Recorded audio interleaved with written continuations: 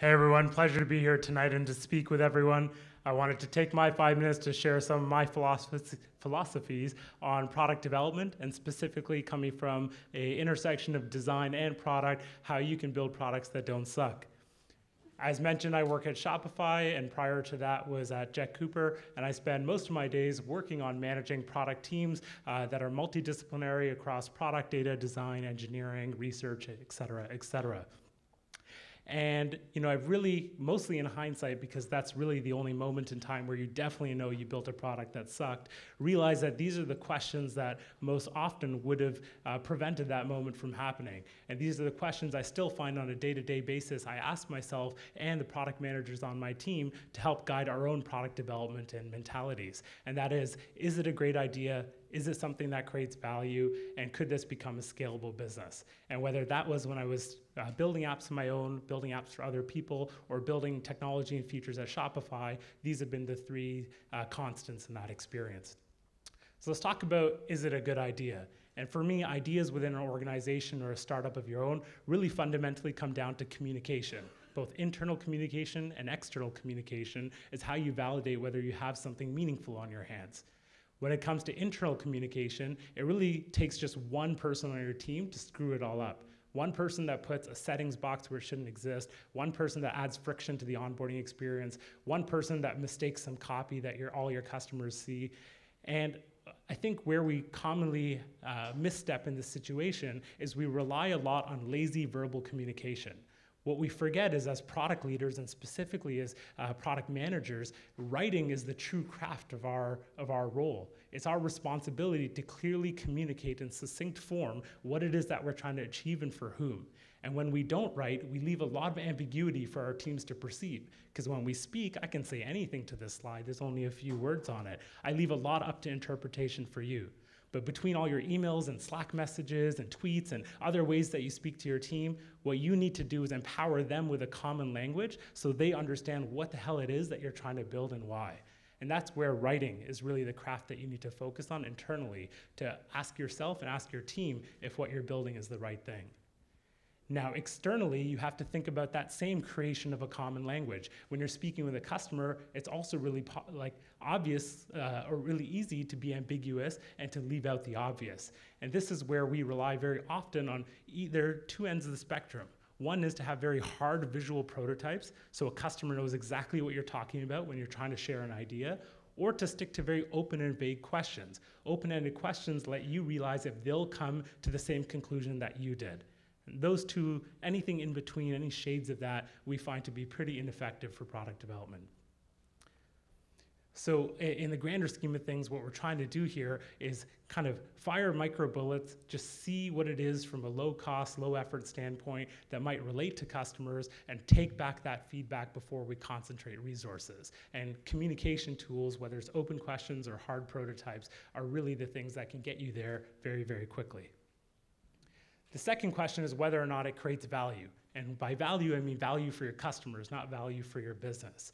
And this concept of minimum viable product or just minimum value is pretty often talked about, but still largely ignored. And the specific context I want to share is growth companies. There are a lot of growth companies here, a lot of more developed companies, where you find after you've gained some traction that, hey, we have a really good understanding of who our customers are. So you start to build a lot based on assumptions. Shopify is a 10-year-old company. It's very easy for us to take for granted that we know exactly who our customers are.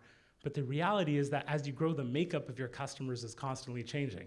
Not just that, the competitive environment around you is constantly changing. So it's extremely important, even as you grow, to not forget the fundamentals of staying close to who those customers are and how their needs are evolving with you.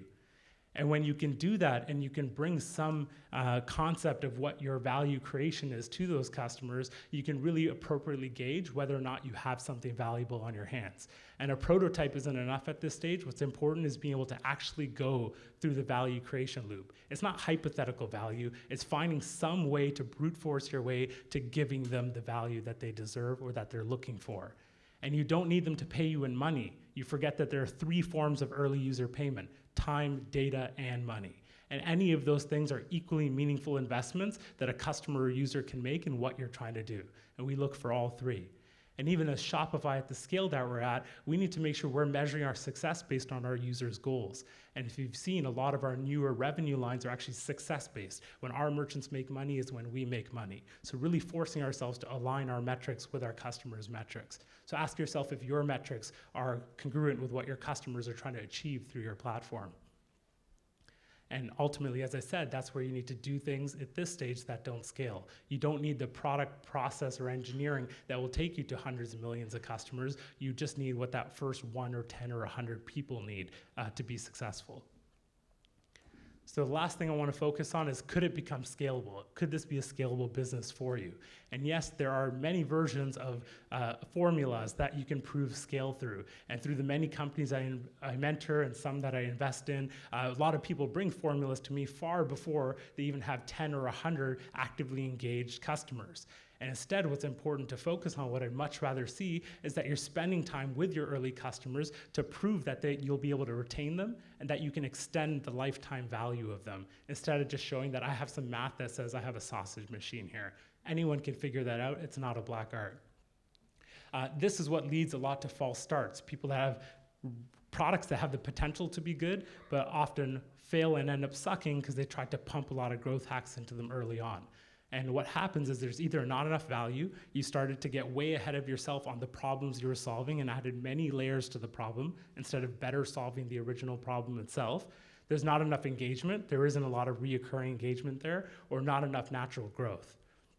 So what you ultimately want to find here is an unfair advantage for your business and for your product itself.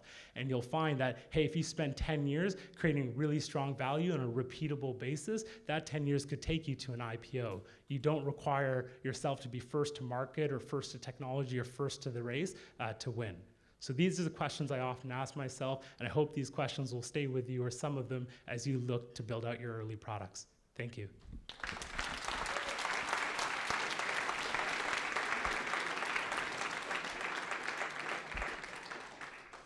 I believe we have time for a couple of questions. Beautiful. Please. Satish, I have a question on early client pay with time, data, and money. So I think I'm actually seeking a corporate pilot. I'm in the product development stage that I want a corporate pilot. So are you suggesting that forget about trying to get the client to pay, but actually get the corporate pilot rolling by getting the time and data that I need? So the question was, there's an early pilot happening for a business or product. Can I skip over trying to get the customer to pay and look for time or data investment? And I think, behind my point there is just the fact that there are many different moments and milestones within a product where you can seek monetization. And oftentimes having someone very engaged and on a repeatable basis involved in your product and investing their personal or business data into it will actually bring you kind of the lock-in and lifetime value that you want far before you have to decide on a model through which to charge them. So focusing on getting that time and data from them will take you a lot further early on than the money. And hopefully the early stage investment community in Toronto will make that possible for more early stage companies to think about. Question? Yeah. Once you have a product in the market, what are some of your favorite tools for measuring that feedback? And what are some of the maybe top criteria that you use for loving something or ditching? Yeah, so the question is, what are some of the key criteria or metrics I look at for loving or ditching something as a product kind of gets into market?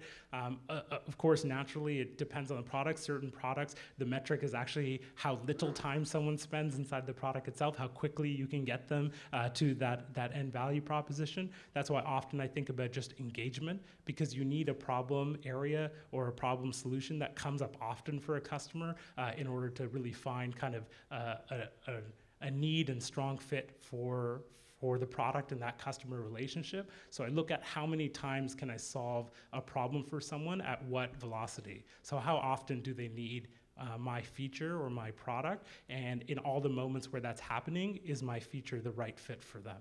And I look at that over time and often try to make the time they spend doing that as short as possible, at least within our context. And that ultimately leads to good outcomes. And sometimes it's okay, especially if you're working in a more established product, to have features that simply extend customer lifetime value. Not every feature needs to drive new customer acquisition, which is kind of another easy metric to look at. Some of them just make the platform more valuable for everyone already on it. Last question. Sir? Actually, my questions are not prepared. I believe she also asked what are some of the tools that are used to attain these metrics? Tools to obtain metrics. Certainly. Well, the tool set ultimately ends up varying too. We use Optimizely for a lot of A/B tests. We use Google Analytics as well as a lot of kind of homebrew tooling to track events and customer data and what their behavior in the platform is like. So I'm happy to dig into that depending on your context, kind of one-on-one. I'm here for as long as you need me. There's a quick one. Quick one, lightning.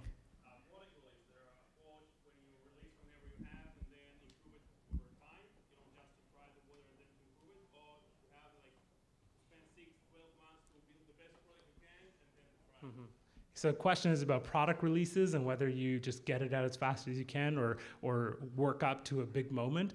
The reality is that the audience is actually infinite. There's no way in your first public broad release you're going to actually be able to identify and communicate what you're doing to everyone. So have that big release moment like every week. Like, you know, there's so many channels of communication and so many potential customers that you really constrain yourself by assuming you have to wait till everything's ready or have to have one big hurrah. Most major products we see in market have had major press moments and major product releases multiple times through the life cycle. And the only thing that matters is the first time the important customer sees it. So yeah, release often and release big every time you can. Good luck, guys. Thank you so much.